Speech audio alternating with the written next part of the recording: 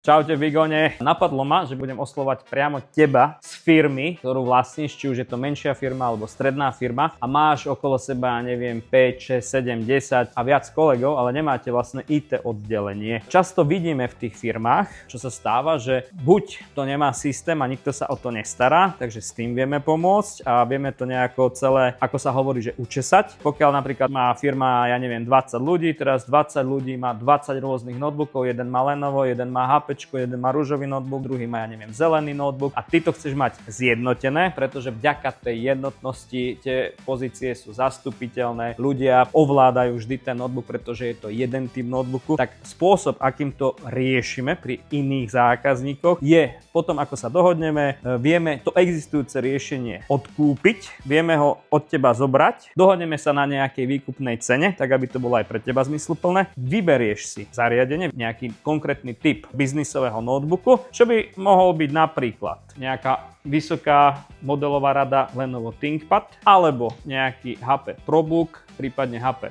EliteBook a tieto notebooky u teba vo firme nasadiť. Vďaka takémuto riešeniu sa všetky tie zariadenia ako keby zjednotia. Tým pádom sa ľahšie spravujú a zároveň aj tí ľudia vedia ako keby medzi tými miestami rotovať, čiže vlastne ako keby je to jednoduchšie pre nich, lebo stále majú pocit, že robia ako keby na svojom notebooku.